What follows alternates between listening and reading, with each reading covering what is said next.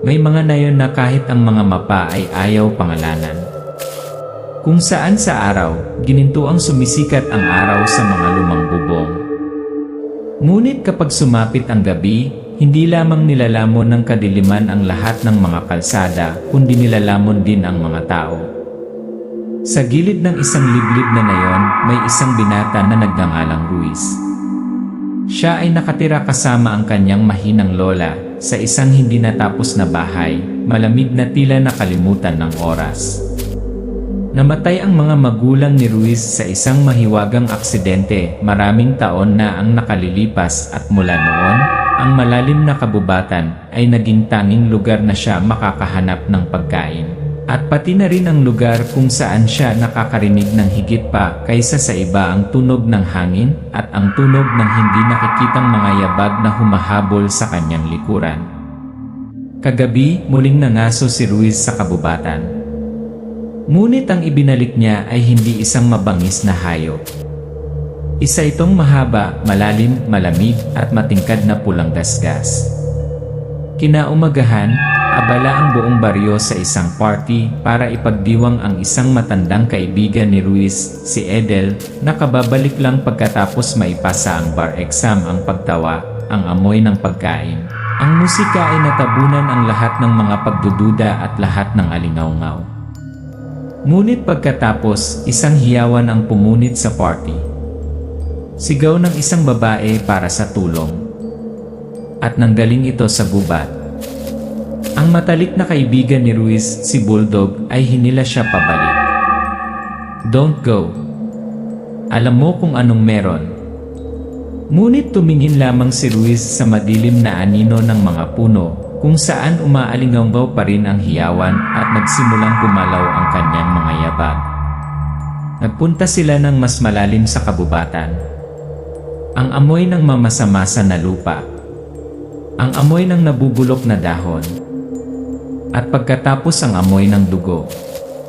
Sa gitna ng ambon at dilim, lumitaw ang isang babae. Ang kanyang mga mata ay hindi sa isang taong humihingi ng tulong, ngunit sa isang taong nagtatago ng isang kahila-hilakbot na lihim. Bumulong siya. "Kung gusto mong mabuhay, kalimutan mo ang narinig ko." Ngunit nang ang malalim na ungol ay tumunog mula sa likuran, at ang kumikinang na pulang mga mata ay nagsimulang lumitaw sa gitna ng kabubatan. Alam ni Ruiz, huli na para bumalik. Noong gabing iyon, higit sa isang tao ang nawawala. Magbabayad ang buong nayon. At si Ruiz, sa gusto man niya o hindi, ay tumuntong lamang sa teritoryo ng hindi makataong mga mandaragit. Binuksan ng dilim ang mga mata nito. May mga lugar kung saan kapag sumasapit ang gabi, hindi na mandaragit ang mga tao.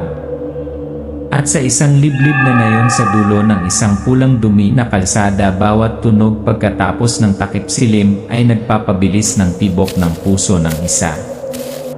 Ang frame ay bumagal, nagpan sa isang hindi natapos na dalawang palapag na bahay, ang mas mababang mga dingding na gawa sa lumang semento. Ang itaas na bahagi ay isang nakalantad na kahoy na frame na natatakpan ng alikabok mula sa oras. Sa loob, nakaupo si Ruiz, mga 23 taong gulang, naglilinis ng isang homemade hunting rifle. Ang mahinang liwanag mula sa nakasabit na bombilya ay bumagsak sa kanyang tanned na mukha. Ang kanyang mga mata ay madilim mula sa maraming walang tulog na gabi. Si Ruiz isang ulila mula noong 14 na taong gulang. Namatay ang kanyang mga magulang sa isang aksidente na ayon sa buong nayon ay hindi pangkaraniwan, ngunit walang nangahas na magsabi ng totoo. Nakatira siya sa kanyang lola, si Ginang Tinay, ang tanging natitirang miyembro ng pamilya. Sa bahay na ito, kalahating gawa sa pawis, kalahati ay inabandona dahil sa kawalan ng pera. Nakaupo sa sulok ng bahay si Ginang Tinay, nanginginig ang mga kamay habang nananahi ng mga basahan para ibenta. Inilagay ni Ruiz ang kanyang kamay sa kanyang balikat. "Mangangaso akong muli ngayong gabi. Babalik ako bago tumilaw ang manok." Hindi siya umimik, tumango lang siya ng bahagya, ngunit kumislap ang mga mata niya sa hindi maitagong pag-aalala. Paangaso sa kabubatan sa gabi. Mag-isang naglakad si Ruiz sa kabubatan. Ang huni ng mga kuliglig, ang tunog ng mga tuyong dahon na nagbibitak sa ilalim ng paa. Paminsan-minsan, isang kuwago ang naghuhuli sa malayo, pagkatapos ay huminto. Nag-zoom in ang kamera sa kanyang kamay nang ipasok niya ang bala sa bariles ng baril. Biglang, isang kakaibang kaluskos. Iniwas ni Ruiz ang flashlight, nakakita ng isang peres ng matingkad na pulang mata, pagkatapos ay nawala sa likod ng mga palumpong. Bumagal ang tagapagsalaysay. Sa nayon na ito, kapag sumasapit ang gabi, hindi laging mabangis na hayop ang lumilingon sa iyo.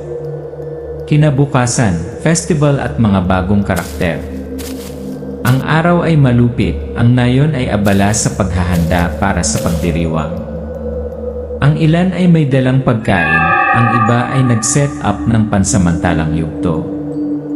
Si Edel, ang childhood friend ni Ruiz, ay kagagaling lang sa lungsod matapos makapasa sa bar exam. Naka-white shirt siya, nakangiti ng matingkad, nakayakap kay Ruiz.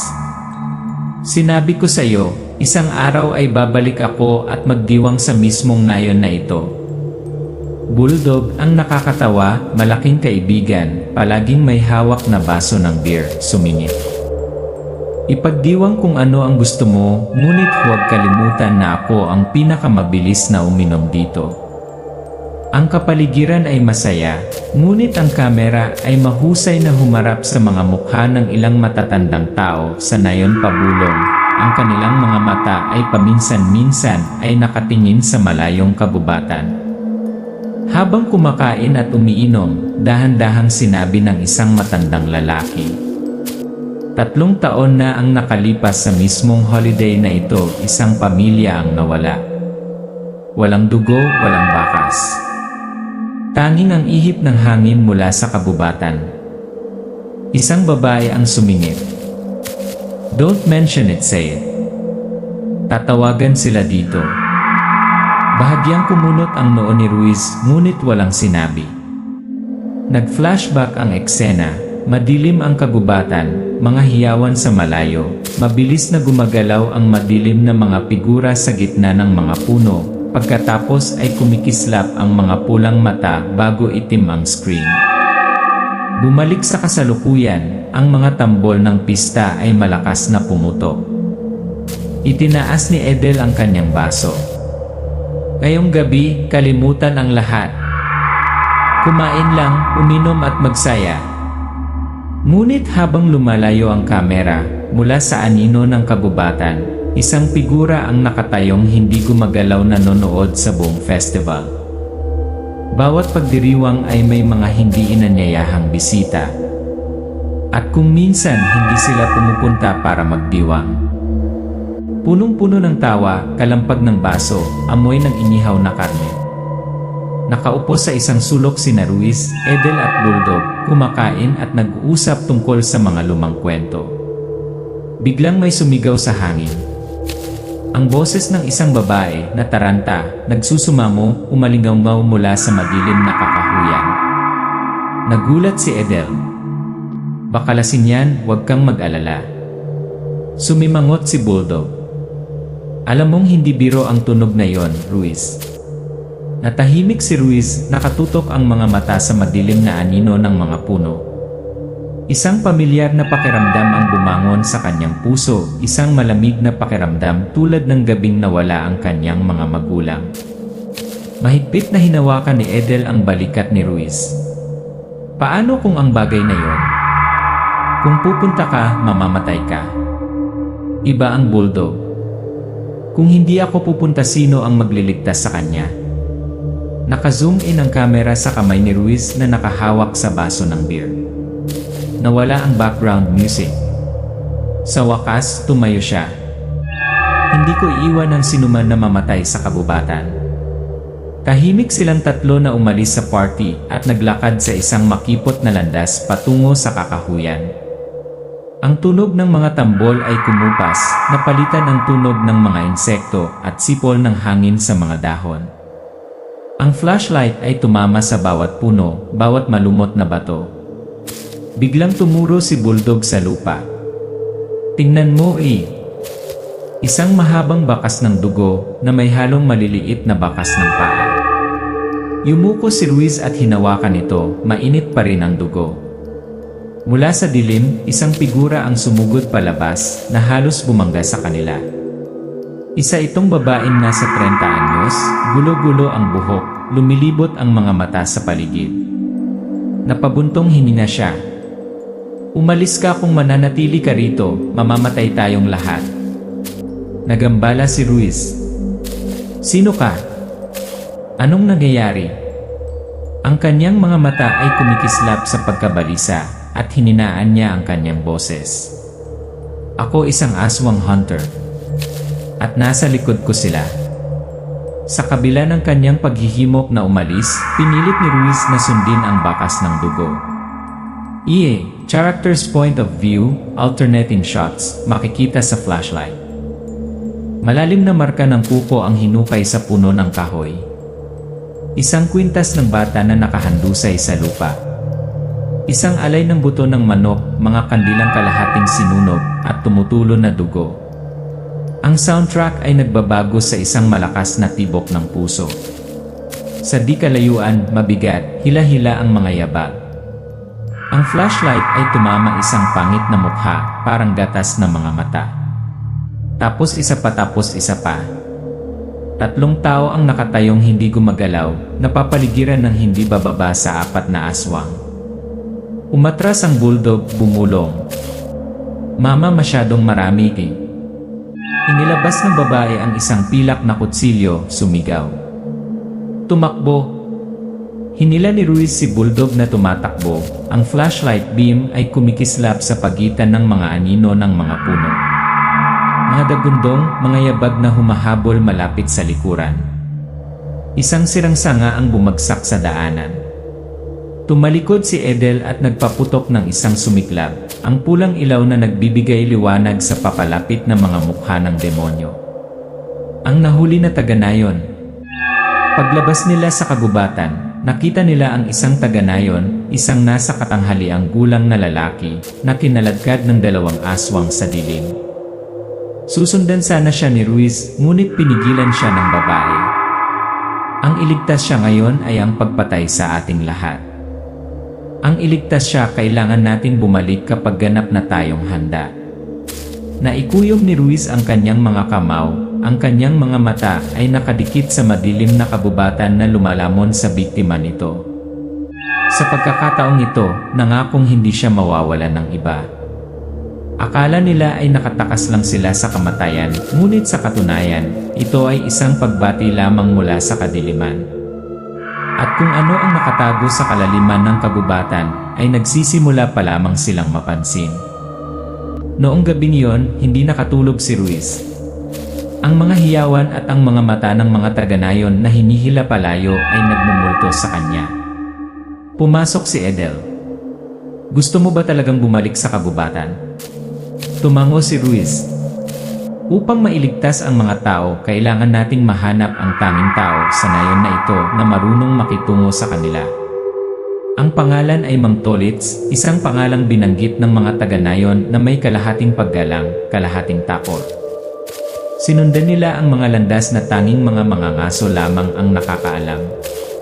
Ang kampo ni Mang Tolits ay nakatago sa gitna ng mga lumang puno, bubong ng bulok na dahon, napapaligiran ng mga bitag at gawang bahay na sandata. Si Mang Tolits, isang lalaking nasa late 60 na may pilak na balbas at matalas na mata, ang nagbukas ng pinto, tinitigan sila pataas at pababa. Hindi ako tumatanggap ng mga estudyante. At hindi ko inililigtas ang mga hindi alam kung ano ang kanilang kinakaharap. Si Ruiz ay humakbang pasulong, ang kanyang boses ay matatag. Hindi namin hiniling na mabuhay, humingi kami ng paraan para lumaban. Ang lihim ng mga aswang. Sa pamamagitan ng kumikislap na ilaw ng apoy, sinabi ni Tolits.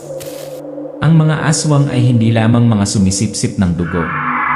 Sila ay isang sinaunang lahi na binago sa maraming henerasyon. Ang ilan ay nagpapanatili ng kanilang anyo sa araw na nagsasama-sama sa nayon, kumakain sa amin pagkatapos sa gabi, sila ay nagbabago upang manghuli. Huminto siya, tumingin ng diretsyo kay Ruiz. Ang iyong mga magulang ay hindi namatay sa isang aksidente. Noong taong iyon, ang kanilang pinuno ay nangangailangan ng dugo ng isang purong dugong pamilya upang makumpleto ang ritual. At ang ama ng ilan sa mga aswang ngayon ang pinunong iyon. Natahimik ang buong tent. Naikuyom ni Ruiz ang kanyang mga kamao, ang kanyang mga kuko ay bumabaon sa kanyang balat. Dinala sila ni Tolit sa open space sa likod ng kubo. Isang serye ng mga armas ang inilatag. Bawang na ibinabad sa mantika, pinalamanan sa dulo ng palaso. Asin na hinaluan ng sili, ilagay sa isang maliit na bag ng tela para ihagis. Punyal, dagger, na gawa sa hand-forged steel, na inukitan ng anting-anting upang itakwil ang masasamang espiritu. Panabuntot ng pagi, stingray-tailed bow, isang uri ng palaso na may likas na lason na nagpaparalisa sa mga aswang.